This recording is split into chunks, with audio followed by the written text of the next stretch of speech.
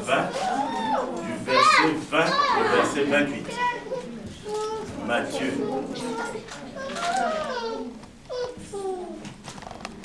Matthieu chapitre 20. Matthieu chapitre 20, du verset 20 au verset 28. Si nous avons trouvé, nous nous mettons debout pour recevoir la parole. Alléluia. Nous allons recevoir la parole au nom de Jésus. Nous lisons Matthieu 20, Matthieu chapitre 20, et nous lisons du verset 20 au verset 28. Je lis la parole de Dieu au nom de Jésus. Amen. Alors la mère des fils de Zébédée s'approcha de Jésus avec ses fils et se prosterna pour lui faire une demande. Il lui dit, « Que veux-tu? Ordonne, lui dit-elle, que mes deux fils que voici soient assis dans ton royaume, l'un à ta droite et l'autre à ta gauche. » Jésus répondit, « Vous ne savez que vous demandez, vous savez que vous demandez, pouvez-vous... » Je reprends la parole de Dieu. Jésus répondit, « Vous ne savez ce que vous demandez. Pouvez-vous boire la coupe que je dois boire? » Nous le pouvons, dirent-ils. Et il leur dit, « Il est vrai que vous boirez ma coupe, mais pour ce qui est d'être assis à ma droite et à ma gauche, cela ne dépend pas de moi, et ne sera donné qu'à ceux à qui mon Père l'a réservé. » Les 10 ayant entendu cela furent indignés contre les deux frères. Jésus les appela et dit, « Vous savez que les chefs des nations les tyrannisent et que les grands les asservissent. Il n'en sera pas de même au milieu de vous. Mais quiconque veut être grand parmi vous, qu'il soit votre serviteur. Et quiconque veut être le premier parmi vous, qu'il soit votre esclave. C'est ainsi que le Fils de l'homme est venu, non pour être servi, mais pour servir et donner sa vie comme la rançon de plusieurs. » Seigneur, c'est ta parole. Nous te la recommandons, Seigneur. Donne-nous-en, Seigneur, la révélation. Ô Seigneur, dispose nos cœurs. Au nom de Jésus, dans la gloire de Dieu, nous disons Amen. Amen. Amen. Amen. Asseyons-nous bien. Le titre de notre message, c'est Servir le Seigneur Jésus-Christ. Servir le Seigneur Jésus-Christ. Servir le Seigneur Jésus-Christ. Nous voyons dans ce texte qui rapporte le récit d'un événement réel, une mère, la femme de Zébédée, qui est donc la mère de Jacques et Jean, va s'approcher de Jésus. Elle va s'approcher de Jésus pour demander une chose qu'on ne demande pas. Pour faire une demande très audacieuse. Une demande irréfléchie. Une demande irréfléchie, en tout cas audacieuse. Elle va demander à Jésus, en clair, que ses enfants soient à la tête. Que ses enfants soient les premiers. Que ses enfants soient assis à côté de Jésus lorsque Jésus sera dans sa gloire. C'est-à-dire lorsque Jésus reviendra, lorsque Jésus sera avec nous dans toute sa gloire. Et eux, ils veulent occuper l'un à droite, l'autre à gauche. On ne peut pas dire que la maman a mal fait. Beaucoup aussi aimeraient être assis à la droite de Christ. Beaucoup aussi aimeraient être assis à gauche de Christ. C'est un avantage. Mais c'est un pavé dans la mare. Pourquoi? Parce que lui-même Jésus n'est pas venu pour être servi. Lui-même Jésus n'est pas venu pour avoir des avantages. Lui-même, Jésus, n'est pas venu pour qu'il soit adulé, pour qu'il soit incontournable. Lui-même, Jésus, est venu pour être au service des autres. Et il dit, est-ce que vous allez boire cette coupe? C'est-à-dire, moi je serai pendu à la croix. Moi je serai à la croix. Est-ce que tes enfants vont accepter d'être à la croix? Jésus dit, oui, je sais que vous allez boire. Une façon de dire, je sais qu'ils vont porter cette croix. Je sais qu'ils vont la porter, parce que la croix est symbolique. Mais est-ce qu'ils pourront vraiment tenir le coup? Ah, déjà, il y a une idée qui nous vient, déjà, il y a une révélation qui nous vient. On se dit, mais pourquoi on sert le Christ? Si l'on veut servir Dieu pour avoir des avantages, si l'on veut servir Dieu pour être vu, par exemple, on est à la chorale, c'est une façon de voir qu'on est un beau mec, comme disent les jeunes. C'est une façon de montrer aux femmes que vous êtes un beau mec. C'est une façon de montrer aux femmes, aux hommes, que vous êtes une belle nana. Alors, si c'est cela qui motive que l'on soit à la chorale, vous avez faux sur toute la ligne. Si vous voulez travailler dans l'église, faire la modération, de façon qu'on vous voit, quand vous arrivez ici, vous avez une démarche, vous avez une façon de vous exprimer, vous avez une façon de marcher, vous avez faux sur toute la ligne. Si vous voulez servir Dieu, parce qu'il y a des avantages, au moment où on me dit, on va passer à la parole, on m'applaudit, alors j'enfle un peu, je deviens un peu fier, parce que c'est moi qu'on va écouter. Donc tout avantage cherché à partir du service en Christ, cet avantage-là n'a pas sa raison d'être. Donc il faut se dire que la première des choses que je dois faire, si je veux servir Jésus, c'est être au service des autres. Être au service des autres, ça veut dire quoi? Les aimer. Parce que on ne sert que celui qu'on aime. On ne sert que celui qu'on aime. Donc d'abord, aimer son frère, aimer sa sœur. Je parle d'un amour agapé, un amour qui ne cache rien, un amour qui est sincère, un amour qui n'a rien de flou, mais je parle de l'amour agapé. Donc aimer son frère d'abord, l'aimer, le chérir, à partir de là on peut dire, bon, je peux travailler, oui, je peux travailler. Donc, pour servir Jésus-Christ, il faut d'abord et avant tout aimer Jésus et aimer son frère, être au service des autres. Ensuite, aimer Jésus, aimer son frère et être au service des autres.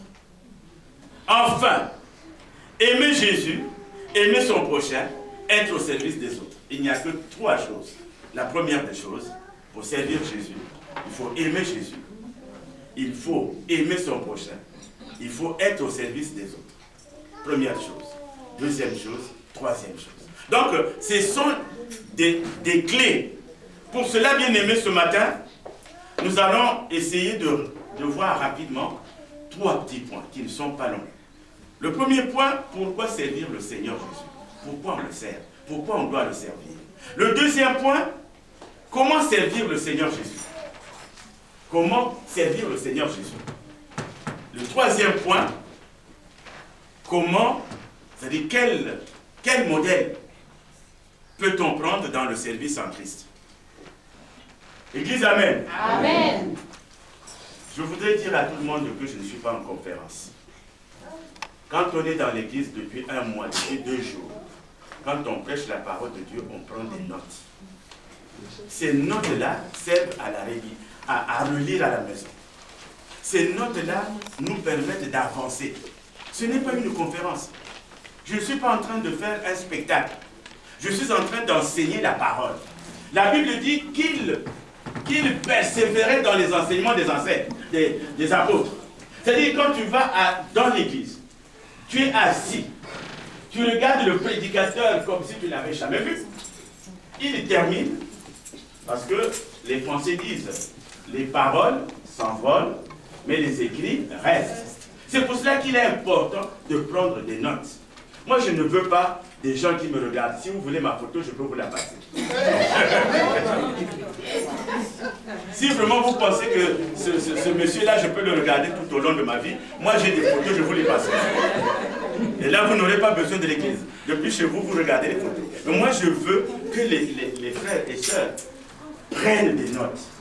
C'est comme cela qu'on avance dans la parole de Dieu. On prend des notes. On a un cahier de culte où on prend des notes. C'est une parenthèse qui revient assez souvent. Mes frères et sœurs, prenez des notes quand on prêche la parole. C'est très important. Donc nous allons voir 3 points. Le 3 points, pourquoi les 3 points, c'est-à-dire le premier point, pourquoi servir Jésus. Le deuxième, comment le servir. Le troisième, qu'est-ce que nous pouvons prendre comme modèle de servir dans la Bible. Alors le premier point, pourquoi servir Jésus-Christ? Vous savez que le salut est un don gratuit. Donc nous ne servons pas Jésus pour le salut. Mais nous servons Jésus parce que nous l'aimons. Parce que nous l'aimons que nous le servons. Parce que Jésus-Christ a fait des choses dans notre vie. Jésus-Christ continue de faire des choses dans notre vie. Jésus-Christ continue de faire des choses dans la vie de notre famille, dans la vie de nos enfants, dans la vie de nos maris, dans la vie de nos épouses, dans la vie, même dans mon travail. Jésus-Christ fait des choses. Jésus-Christ fait tellement des choses. Et nous n'oublions pas que Jésus, par amour, a pris nos péchés. Nous n'allons pas oublier que c'est Jésus qui nous a rachetés du péché. C'est Jésus qui a porté pour nous les péchés. Nos péchés, il les a pris. Lui qui n'était point pécheur est devenu pécheur à cause de toi et moi. Église, amen. Amen. N'oublions pas que c'est Jésus-Christ qui guérit les malades. Les maladies sont guéries par Jésus. Amen. N'oublions pas que c'est Jésus-Christ qui délivre nos vies. Il y a parfois des esprits malins, il y a parfois des esprits sataniques qui s'attaquent à nous. Mais c'est Jésus qui nous délivre de ces esprits malins. N'oublions pas que Jésus couronne chacun de nous de bonté et de miséricorde. Combien de fois n'avons-nous pas péché? Combien de fois n'avons-nous pas trahi? Mais lui, il nous donne toujours sa miséricorde.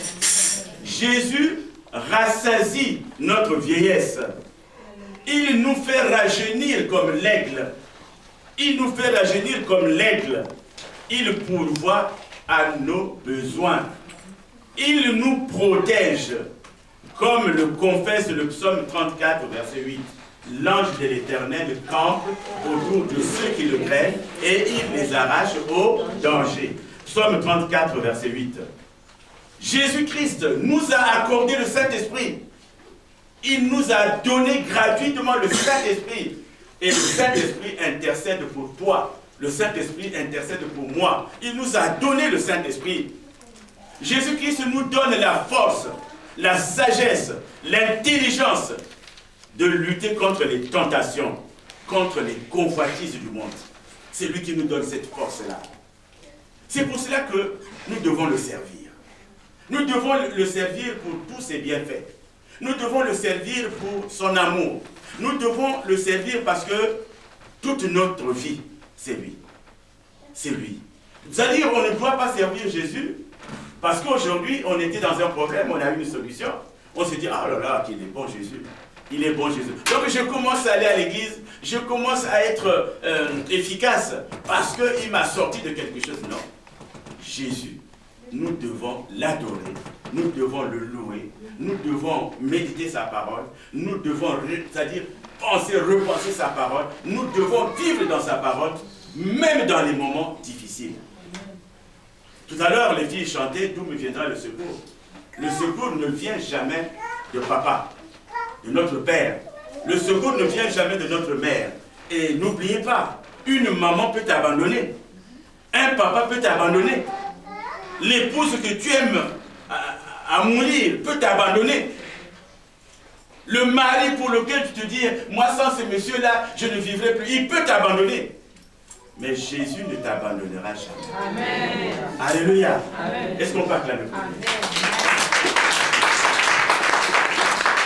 Jésus ne t'abandonnera jamais. C'est pour cela que nous devons le servir. Mais comment le servir? Pour servir Jésus, il faut le suivre. Il faut suivre Jésus. Suivre Jésus. Il faut tout abandonner. Il faut tout abandonner. On suit Jésus, on abandonne tout et on se charge de sa propre croix. On se charge de sa propre croix et on obéit à sa parole. On obéit à ses commandements. On obéit à ses enseignements. C'est ça. Comment le servir? Pour le servir, il faudrait d'abord que je quitte tout. Regardez les pécheurs. Les pécheurs qui... il y avait Pierre avec, qui est en train de pécher. Jésus arrive et il leur demande de le suivre. Ils ont tout abandonné. Ils ont abandonné les enfants, ils ont abandonné la femme, ils ont abandonné leurs biens, ils ont abandonné leurs richesses pour suivre Jésus. Mais soyons clairs, aujourd'hui Dieu ne te demande pas d'abandonner ta femme. Parce qu'il y a des gens, il y a une église où la parole était mal interprétée et je ne sais pas si le pasteur qui l'avait dit ou les chrétiens qui l'avaient compris, quand il a donné l'exemple de Pierre qui avait tout abandonné, alors il y a eu beaucoup de divorces dans l'église. Voilà, moi je veux servir Jésus, il faut que je quitte mon mari. Ce n'est pas ce que dit le Seigneur. Le Seigneur nous dit de lui laisser la première place. Dans ta vie, il faut que lui occupe la première place. Quand tu fais ton budget, tu fais le budget à la maison. Dans ton budget, il faut que Jésus prenne la première place. Tu fais le programme de tes occupations, de tes rendez-vous. Dans tes rendez-vous, il faut que Jésus prenne la première place. C'est ce qu'on appelle quitter. Et tu étais dans le mensonge. Quand tu veux suivre Jésus, il faut quitter le mensonge. Et tu étais dans la fornication. Tu veux suivre Jésus, il faut quitter la fornication. Et tu étais dans l'irrespect. Tu es quelqu'un qui ne respectait personne. À chaque fois que tu vois quelqu'un, c'est-à-dire qu'il faut qu'on sente que tu es là. Il y a des gens qui sont belliqueux. Là où ils sont, il y a de querelles. Tu étais comme ça. Mais quand tu suis Jésus, il faut quitter tout cela. C'est pour cela que nous allons dans 2 Corinthiens 5, verset 17, qui nous dit « Si quelqu'un est en Christ, il est une nouvelle créature. Les choses anciennes sont passées. Voici, toutes choses sont devenues nouvelles. » Église, amen. Amen. C'est cela. C'est-à-dire les gens doivent sentir le changement.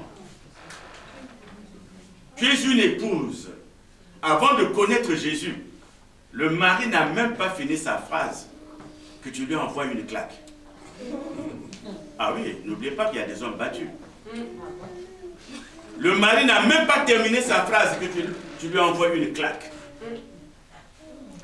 Si tu étais comme ça, quand tu rencontres Jésus, les Français disent, avant de parler, il faut tourner 7 fois la langue.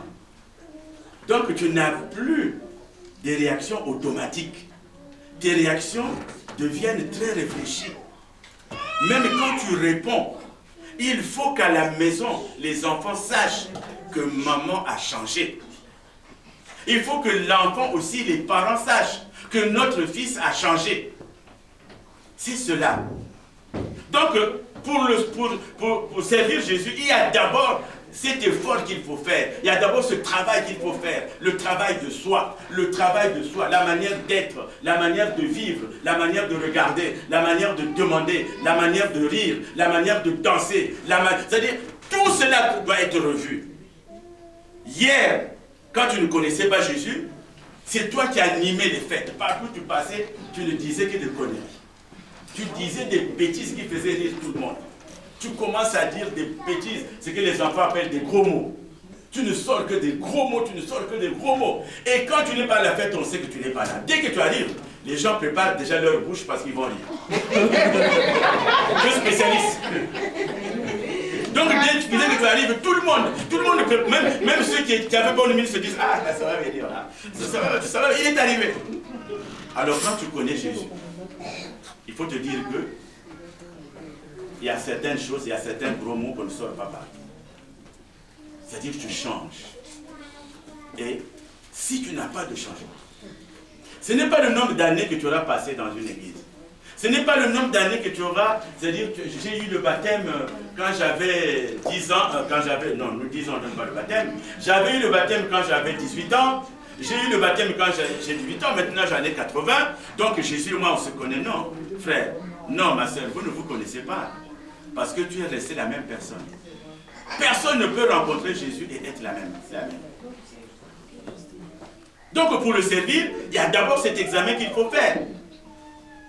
Et cet examen, il faut le faire, un travail qu'il faut faire.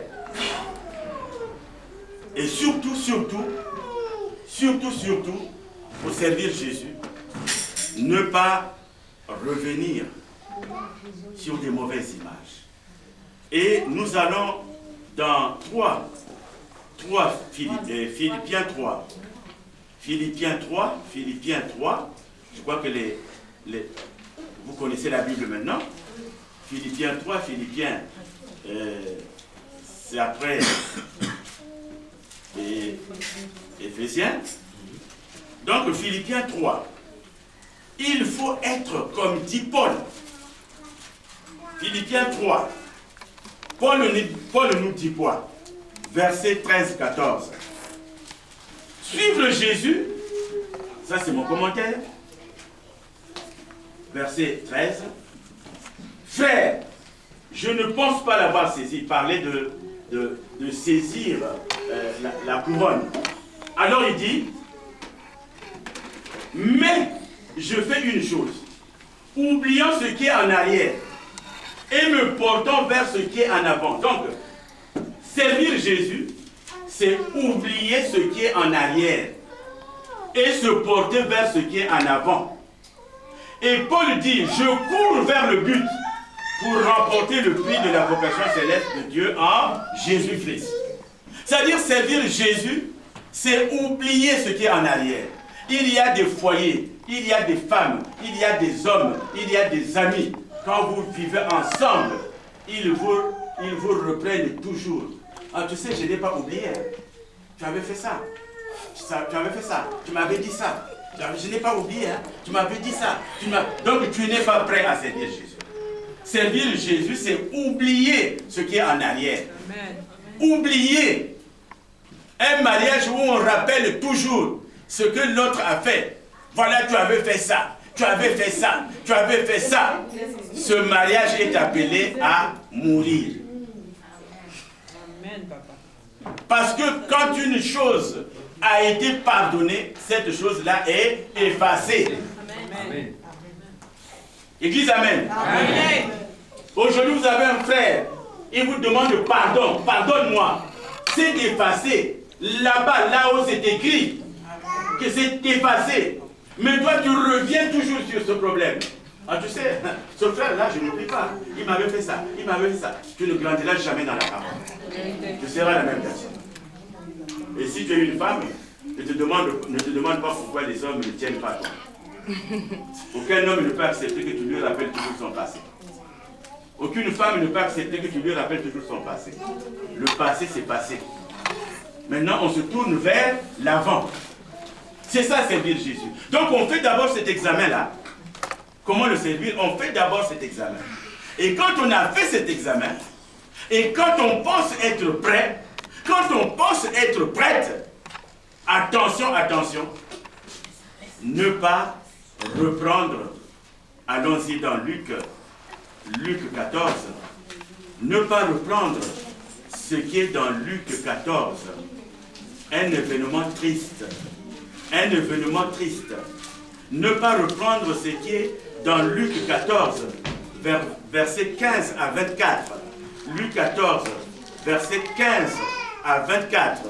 Il alla se mettre au service d'un des habitants du pays qu'il envoya dans ses champs garder les pourceaux. Alléluia. Donc nous allons commencer par le verset 13. Peu de jours après, le plus jeune fils ayant tout ramassé, partit pour un pays éloigné, où il dissipa son bien. C'est pas Luc 14. Ah pardon, j'ai lu Luc 15. Oh là là, excusez-moi. Luc 14, excusez-moi. Luc 14. Alors, Luc 14, verset 13. Mais lorsque tu donnes un festin, invite des pauvres, des extropiés, des boiteux, des aveugles. Et tu seras heureux de ce qu'ils ne peuvent pas te rendre pareil. Car elle te sera rendue à la résurrection des justes. Mais nous commençons notre lecture, comme j'ai dit, à ce verset 15. À ce verset 15. Un de ceux qui étaient à table, après avoir entendu ces paroles, dit à Jésus, « Heureux celui qui prendra son repas dans le royaume des cieux. » Et Jésus lui répondit, voici la nouvelle. Un homme donna un grand souper, et il invita beaucoup de gens. À l'heure du souper, il envoya son serviteur dire aux conviés, « Venez, car tout est déjà prêt. » Mais tous unanimement se mirent à s'excuser.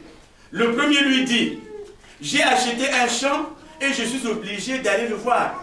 Excusez-moi, excuse-moi, je te prie. » Un autre dit, « J'ai acheté 5 paires de bœufs et je vais les essayer. Excuse-moi, je te prie. » Un autre dit, « Je viens de me marier et c'est pourquoi je ne puis aller. » Le serviteur de retour rapporta ces choses à son maître. Alors le maître de la maison, irrité, dit à son serviteur, « Va promptement dans les places et dans les rues de la ville. Amène ici les pauvres, les estropiés, les aveugles et les boiteux. » Le serviteur dit, « Maître, ce que tu as ordonné a été fait, et il y a encore de la place. » Et le maître dit au serviteur, « Va dans les chemins et le long des haies, et ceux que tu trouveras, contrains-les d'entrer, afin que ma maison soit remplie. Car je vous le dis, aucun de ces hommes qui avaient été invités ne goûtera de mon souper. » Église, amen. Amen. Donc un homme va organiser une invitation. Soyez rassurés qu'actuellement avec les chrétiens, ils ne prendraient pas du temps parce que ici, si vous voulez avoir tout le monde, il faut organiser l'invitation. Et là, ils prennent la date. Ils prennent la date. Ils oublient chaque fois les dates, les heures d'activité de l'église.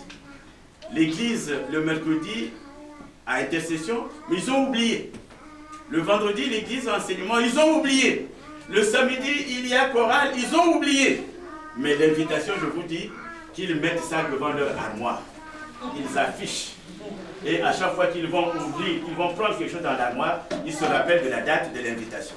Alors ici, l'exemple que Dieu nous présente, je vous rassure déjà que cet homme qui a invité n'est autre que Jésus-Christ lui-même. C'est lui qui a invité. Il les a invités pourquoi? Pour qu'ils viennent travailler dans son œuvre, pour qu'ils travaillent. Mais chacun ici se retrouve avec une excuse. Aujourd'hui encore, nous observons la même chose. Aujourd'hui encore, on n'a pas le temps de travailler dans l'œuvre de Dieu. Oh mais moi je ne peux pas, je travaille. Je travaille, je ne peux pas. Bon, ça, ah non, je ne peux pas. Vraiment, je travaille, je suis pris dans mon travail, je ne pourrais pas. Je ne pourrais pas. Ou encore, mais tu sais, mon mari, ma femme, il y a toujours une raison qui fait qu'on ne puisse pas travailler pour Dieu. On invente des raisons. Voilà, j'ai tel, j'ai ceci. C'est-à-dire, il y a toujours une raison qui fait que l'œuvre de Jésus est une œuvre qui est presque abandonnée. Travailler dans la maison de Dieu. Travailler dans la maison de Dieu. Et c'est pour cela que le Seigneur a dit, ainsi les derniers seront les premiers et les premiers seront les derniers. Matthieu 20, verset 16. Parce que tu as beau être dans une église, mais tu ne t'intéresses à rien. On parle de la chorale, ce n'est pas ton problème. Surtout que tu as déjà eu des problèmes dans l'autre chorale. Il y avait une chorale où tu as vécu, tu avais eu des problèmes. Ah. On te dit de faire le ménage dans l'île. Oh. Moi, allez faire le ménage, attends. Mais chez moi-même, je n'arrive même pas à faire le ménage.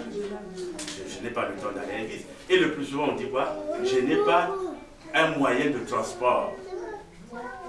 Mais, je n'ai pas un moyen de transport pour aller. Mais soyez rassurés. Quand c'est un rendez-vous personnel, tu vas trouver le moyen de transport. Mais quand c'est le rendez-vous de Dieu, on ne peut pas y aller. Parce que je n'ai pas un moyen de transport. Donc c'est comme ces gens-là, ils sont invités, chacun décline l'invitation, chacun n'y va pas.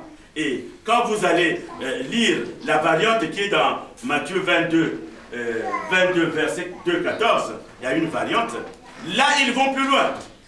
Là, ils vont plus loin. Il y a leur méchanceté, les gens qui ont refusé. Il y a la méchanceté qui intervient. Il y a, c'est-à-dire la méchanceté, il y a les injures, il y a la diffamation, il y a la calomnie contre les hommes de Dieu. Ça, c'est devenu monnaie courante.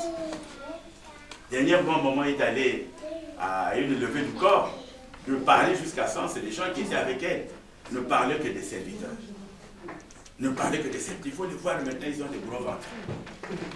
Il faut les voir maintenant. Mais s'ils savaient quel sacrifice il faut faire, ils n'auraient pas d'envie. Parce que aimer déjà son frère, c'est quelque chose. Le dimanche matin, tu appelles ton frère. Frère, tu vas à l'église, c'est déjà quelque chose. Je vous dis, c'est déjà quelque chose. Prendre le téléphone dans la semaine. Alors, ma soeur, comment vas-tu? C'est déjà quelque chose. Et prendre son temps pour prier pour les autres, c'est déjà quelque chose. Donc, bien aimé, aujourd'hui, on ne va pas dire qu'il n'y a plus de vocation. La vocation est là. Mais c'est l'être humain, c'est le chrétien qui est devenu méchant. Le chrétien est devenu méchant. Et d'ailleurs, quand on te voit dans une église, il y en a qui partent de chez eux parce qu'ils t'auront vu dans YouTube. Ils auront vu la prédication et le film est pas. Il y a un qui est là-bas. Il viendra te voir pour te dire, mais qu'est-ce que tu fais dans cette église-là? Tu fais quoi dans cette église? La méchanceté a gagné le monde. Aujourd'hui, il y a la guerre de religion. Amen.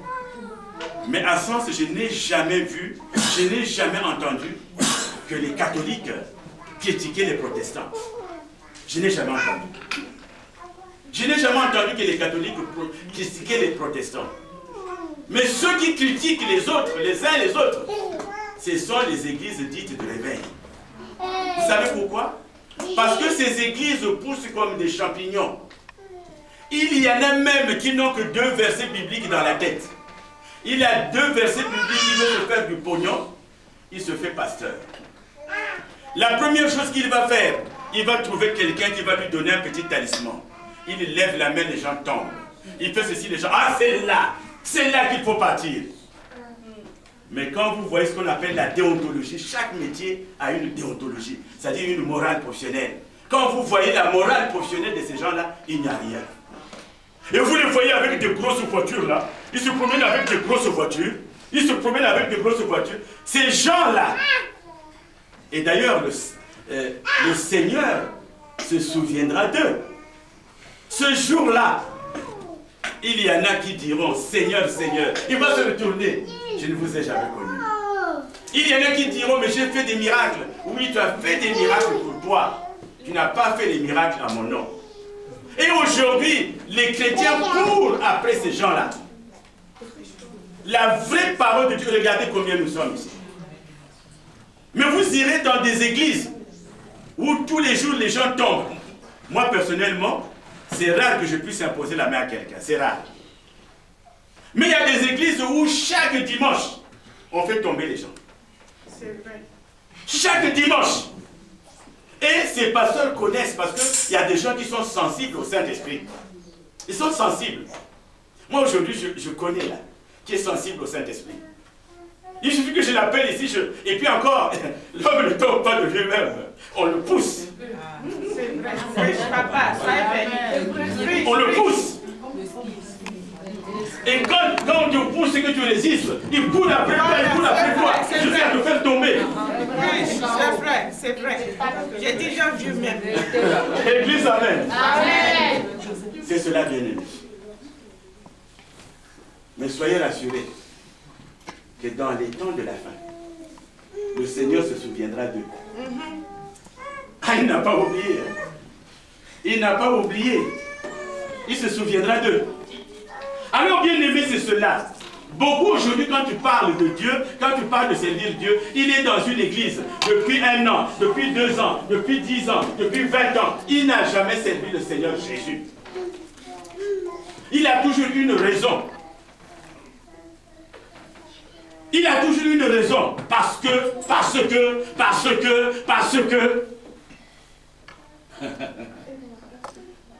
Alors si le Seigneur faisait comme nous, beaucoup n'auraient pas la vie. Mais lui, il ne nous regarde pas comme cela. C'est une... C'est-à-dire, c'est... Qu'est-ce qu'on peut faire à l'église? Et puis d'ailleurs, on a besoin de quel diplôme? Je vais vous donner les diplômes qu'il faut pour servir Jésus. Les diplômes qu'il faut avoir pour servir Jésus, c'est d'abord avoir la disposition du cœur. C'est un grand diplôme. Amen. La disposition du cœur. Votre cœur doit être disposé. Le deuxième diplôme qu'il faut avoir, c'est la volonté.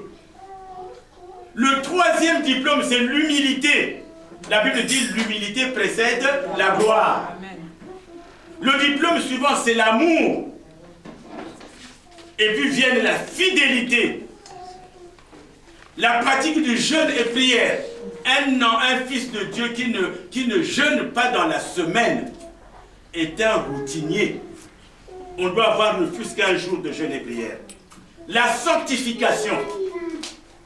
La soif d'apprendre et de s'affermir. L'écoute, la méditation et la lecture de la parole. L'obéissance et la soumission à la parole de Dieu. Obéir et se soumettre à la parole de Dieu. Les mettre en pratique. Je ne sais pas si ces diplômes-là vous sont chers. Je ne sais pas si ces diplômes demandent, il faut être bac plus 10 ou 20. Je ne sais pas. Ces diplômes-là, nous les avons à notre portée. Nous avons ces diplômes-là à notre portée. Et qu'est-ce qu'on peut faire à l'église? Qu'est-ce qu'on peut faire à l'église? On peut faire de l'évangélisation. L'évangélisation, on peut commencer déjà à côté de soi. La personne qui est du même palier que toi, la personne qui va avec toi au travail, et quand tu vas au marché, la personne à qui tu achètes, la personne qui est à côté de toi quand tu achètes, on peut faire de l'évangélisation. Mon frère, Jésus-Christ t'aime. Est-ce que tu peux? Qu'est-ce qu'on peut encore faire? On peut participer à la fabrication comment on peut appeler ça? Des prospectus. Faire des prospectus. Ça, on peut le faire. Distribuer ces prospectus. On peut les distribuer. Qu'est-ce qu'on peut encore faire? Regardez ici. Quand vous êtes là, vous voyez que là où je suis à la lumière, là, ça éclaire un peu, là-bas, c'est sombre. Il y a beaucoup de gens qui viennent ici qui savent bricoler. Il y a beaucoup de gens qui connaissent des électriciens. On aurait déjà pu arranger ça. Mais on va, vous savez, si c'était votre maison, vous auriez gardé, ici il y a la lumière, là-bas les gens ne voient même pas. Mais vous auriez déjà arrangé ça. Mais comme c'est l'église, si tu ne sais pas bricoler, tu connais au moins un électricien. Mon frère, nous l'église, si tu peux aller arranger, mais on n'a pas le temps. On n'a pas d'argent pour ça. Là l'église n'a qu'à faire. Hein. C'est l'affaire du pasteur, il n'a qu'à faire. Voilà. Depuis des années que ça traîne là. Nous sommes là depuis bientôt. Bientôt nous allons faire 6 ans. C'est la même chose. 6 ans. Mais regardez. On peut faire beaucoup de choses à l'église. On peut présider le culte. Vous voyez la seule qui était là, elle présidait le culte. Je ne sais pas quel bagage elle a eu. En Christ, moment, tu as ramené quoi? Les doctorats? Peut-être qu'elle a un doctorat de présidence de culte.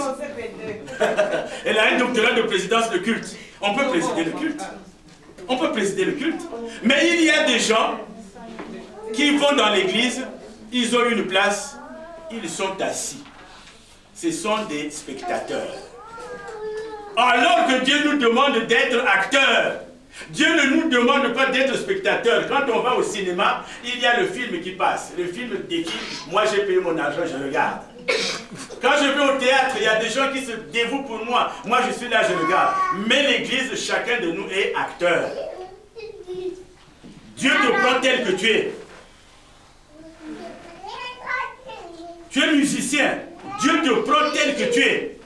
Mais il va transformer ta musique en musique chrétienne. Tu organises des événements importants. Dieu te prend tel que tu es. Tu peux organiser des événements à l'église. On peut par exemple faire venir des groupes de musique. On peut faire venir des groupes de musique. La salle est trop petite, on prend une salle à sens. Le droit d'entrée, on ne va pas le mettre à 1000 euros, on peut mettre 10 euros. C'est ça, avoir des initiatives. Donc tout le monde peut travailler à l'église. On peut aussi exhorter. Il y a plein de choses. C'est-à-dire, l'église de Jésus-Christ, c'est le seul endroit où il n'y a pas de chômeurs. C'est le seul endroit où tout le monde peut trouver du travail. Et si tu n'as pas du travail, c'est que tu ne veux pas travailler. Chacun de nous a un don. Chacun de nous est appelé. Mais on regarde toujours. On regarde les autres faire. Non. Alors, quels sont les exemples que nous pouvons prendre? Troisième point. Je prends une minute de plus. Les exemples que nous pouvons... Vous allez d'abord noter 2 Timothée. Le troisième point, 2 Timothée, versets 1 à 7, qui nous dit que ce n'est pas un esprit de timidité que Dieu nous a donné, mais un esprit de force, d'amour et de sagesse. 2 Timothée, chapitre 1, verset 7. Donc, et vous allez prendre aussi Jérémie, 48, verset 10, qui dit « Maudit soit celui qui fait avec négligence l'œuvre de l'Éternel. » Maudit soit celui qui fait l'œuvre, qui fait avec négligence l'œuvre de l'Éternel. Maudit soit celui-là. Et dans les modèles, nous allons rapidement voir Paul. Paul qui s'appelle Saül. Saül, c'est-à-dire Saul, si vous voulez, Saul. Paul, au fait, c'est le S qu'il a remplacé par le P. Paul, Saul. Donc Saul, son modèle à lui peut être résumé par la repentance, la foi, la persévérance, l'humiliation, la souffrance. Le modèle de Paul, c'est la repentance, la foi, la persévérance, l'humiliation, la souffrance. Alors Paul, quelques minutes avant de rencontrer Jésus-Christ, sur la route de Damas, quelques minutes seulement, avant qu'il ne rencontre Jésus-Christ, les Saintes Écritures parlent de Paul, chapitre 9. Cependant, Saul, respirant encore la menace et le meurtre contre les disciples du Seigneur, se rendit chez le souverain sacrificateur et lui demanda des lettres pour les synagogues de Damas, afin que s'il trouvait des partisans de la nouvelle doctrine, hommes ou femmes, il les amena liés à Jérusalem. Amen. Donc Paul, c'était la terreur. Nous sommes là. Il suffit que quelqu'un vienne nous dire, il y a Paul qui arrive. Les mamans et les hommes et les papas fuiraient en abandonnant leurs enfants. Chacun de nous fuirait et là, comme c'est fermé, il y aurait des bagarres là pour sortir. Parce que Paul, c'était la terreur. Paul, c'était la terreur. Parce que Paul est docteur de la loi. Paul grandit à côté de Gamaliel. Il apprend. Et lui, il pense qu'aucune autre doctrine ne peut venir que la doctrine des sacrificateurs. Alors Paul se lève pour aller emprisonné pour aller arrêter ceux qui prient Jésus-Christ. Mais sur la route de Damas, bien-aimé, aujourd'hui tu peux dire non à Dieu. Aujourd'hui tu peux dire Seigneur, je ne peux pas travailler pour toi. Aujourd'hui tu peux dire moi perdre mon temps. Ce qu'ils font là, c'est lever le matin et faire des répétitions à l'église. Moi je ne peux pas. Ce qu'ils font là, je la vois là, elle va là, moi je ne peux pas. Frère, sœur, j'ai une bonne nouvelle pour toi. Tu as beau te retenir, tu as beau dire que je ne ferai pas, mais si tu as l'appel de Dieu, même si cela tarde à venir comme dit Habakkuk 2:3, c'est une prophétie dont le temps est déjà fixé. Elle marche vers son terme et elle ne mentira pas. Habakkuk 2:3. Si elle tarde, attends-la. Alléluia. Amen. Même si tu dis que moi les choses de Dieu là, non. Aller travailler dans l'église, non. Même si tu dis, moi mon argent, allez le donner à l'église pour que le pasteur ait un gros ventre. Même si tu dis, je ne donnerai rien au Seigneur. Mais si tu as l'appel, même si tu te retiens, bien-aimé, je suis un exemple vivant. Amen. Je suis un exemple vivant. Pour ceux qui savent, ceux qui me connaissent, ils savent que j'étais marxiste. J'étais celui qui enseignait aux gens. La religion est l'opium du peuple. La religion, c'est quelqu'un qui fait dormir le peuple. Quand je voyais les gens qui allaient à l'église, je me mettais à rire. Parce que j'étais marxiste. Je croyais que c'était cela. Mais quand Dieu m'a appelé, ça s'est passé, c'est-à-dire, tu ne peux pas expliquer. Mon épouse fait venir des gens qui prient à la maison. La façon de prier de ces gens-là m'énerve. J'ai dit, mais tu as une Bible, donne-moi ta Bible. Dès que j'ai pris cette Bible-là, je suis là devant vous. Amen. Je suis là devant vous. Si Dieu t'a appelé, même si tu retardes, tu vas travailler pour lui. Amen. Tu vas travailler pour lui. Souviens-toi d'Habakkuk 2:3.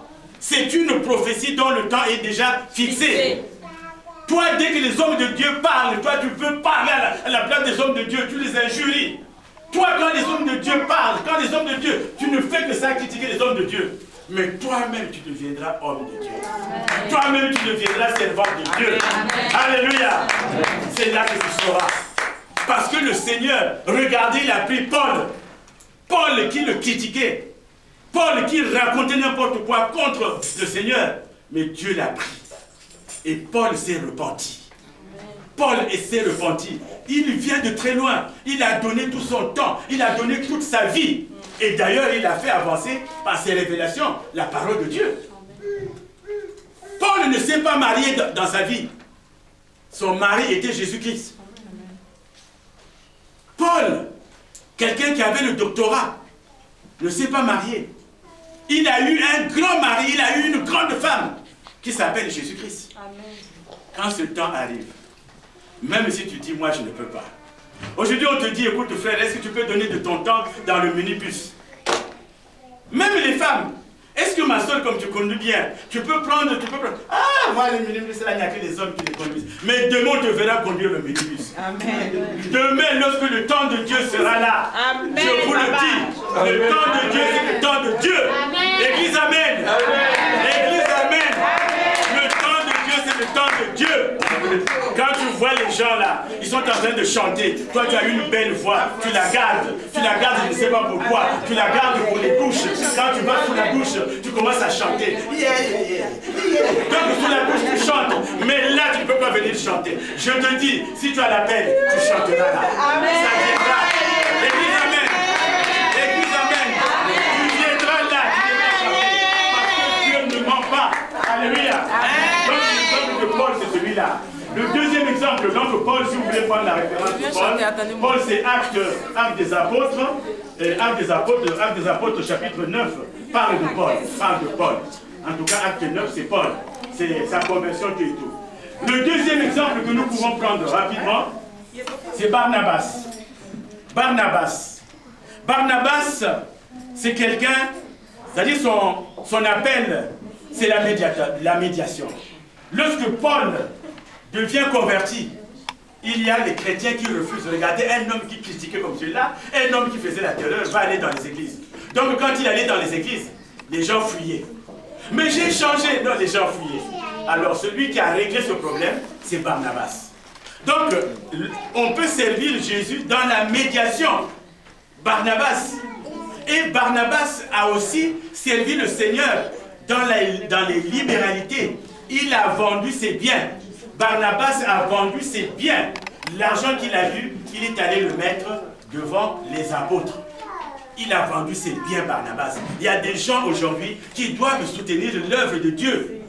L'œuvre de Dieu, vous savez qu'on n'a pas de subvention. Je ne sais pas s'il y a un pays en Afrique qui donne de l'argent aux églises. Il n'y en a pas.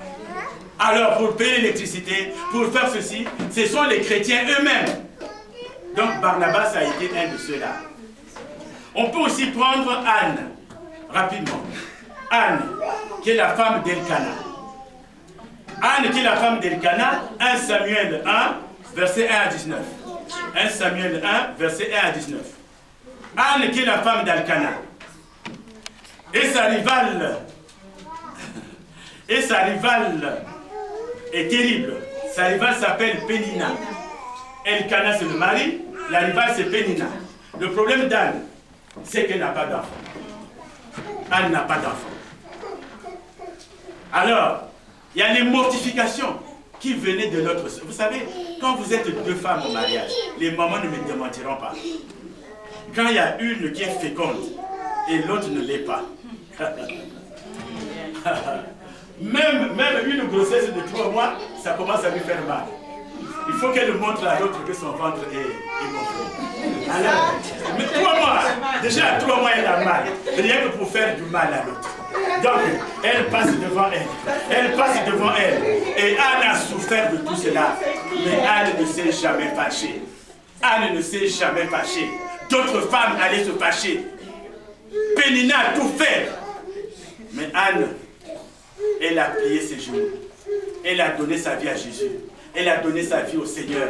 Elle dit, Seigneur, c'est toi. Seigneur, c'est toi. Seigneur, c'est toi. Seigneur, c'est toi. Donc, Anne est un ministère et est un service de prière. Il y a des personnes dans l'église qui doivent intercéder. Il y a des personnes dans l'église qui doivent intercéder. L'intercession est un ministère. L'intercession est un ministère. Anne ici intercède. Elle qui était stérile. Elle qui était la risée de tout le monde. Les gens se moquaient d'elle. Elle était la première. Mais la deuxième qui vient là, ah là là, quelques mois après, le ventre est boursouflé. Et là, la femme, elle a une autre démarche. Donc, quand elle est comme ça maintenant, elle était comme ça, non, maintenant elle marche comme ça. Parce que quand elle fait comme ça, elle a mal. Donc, Anne regardait l'autre passé. Mais elle a dit, Seigneur, il n'y a que toi. Elle a plié ses genoux. Et elle a eu quoi? Elle a eu en tout 6 enfants. Anne a eu en tout 6 enfants. C'est la mère de Samuel. C'est la mère de Samuel. C'est-à-dire, elle a servi le Dieu. Elle a servi Dieu par ses prières. Elle a servi Dieu par ses intentions de prière. Et encore, rapidement, il y a Élie, le sacrificateur Élie. Merci maman. Il y a Élie. Élie, parce qu'il y a Élie qui s'écrit avec eux et un autre Élie qui ne prend pas eux. Donc c'est Élie, le sacrificateur. Élie, il a servi Dieu dans la faiblesse. Dans le manque de fermeté, dans la négligence. Élie a 2 enfants. Ces 2 enfants travaillent avec lui. Mais les 2 enfants vont commettre l'adultère avec les femmes qui viendront faire des sacrifices. Mais Élie ne dit rien. C'est ce qu'on appelle le laisser-fairiste. Les enfants font n'importe quoi. Ce n'est rien. Mais vous savez la conséquence? Élie et ses enfants sont morts à cause de cette négligence. Maudit soit celui qui fait l'œuvre de Dieu avec négligence. Nous allons continuer. Il y a eu un homme qui s'appelle Diotrephe. Ça aussi, c'est une façon de servir Dieu. Diotrephe, lui, c'est le belliqueux. Diotrephe, lui, c'est l'homme à problème. Il ne veut pas une nouvelle figure dans l'église. Pour lui, le nombre que nous sommes suffit. Quand il voit quelqu'un d'autre qui arrive, il lui dit, mais qu'est-ce que tu viens faire ici? Qu'est-ce que tu viens faire ici? Dans les églises, il y en a aussi. Il y a des personnes qui sont là depuis longtemps. Par leur façon de parler, ils font partir ceux qui arrivent. Tu sais, cette église, moi j'ai vécu ça. Cette église, le pasteur m'a fait ça. Cette église, la femme du pasteur a fait ça. Cette église a fait ça. Donc la personne qui a dit, hé, tout ça, ah non, non, non, je m'en vais. Mais lui, il est toujours là. Ce sont les dieutrefes. Dans l'église aussi, il y a une façon de servir le dieutreffe. Dieutreffe, c'est 3 Jean, chapitre 9, verset 10. Et puis vous avez Asaph. Asaph, c'est Psaume 73, verset 12 à 14.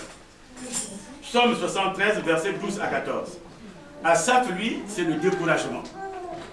Asaph, lui, il a tout donné à Dieu. Asaph, lui, aime Dieu. Mais rien ne se passe dans sa vie. Alors il regarde les autres là et dit, ah, peut-être telle personne ne prie pas. Peut-être telle personne ne prie pas, mais elle est bien. Elle a une femme qui s'habille bien. Elle a des enfants qui s'habillent bien. Ils ont tout ce qu'ils demandent. Moi, je n'arrive pas à changer ma voiture. Eux, ils ont une belle voiture. Ça, c'est à ça. On n'aime pas Dieu pour le bien matériel. Personne bien aimé n'aimera une voiture à sa mort. Personne. On est arrivé tout nu. On repartira presque nu. Parce qu'on n'est pas habillé par soi-même.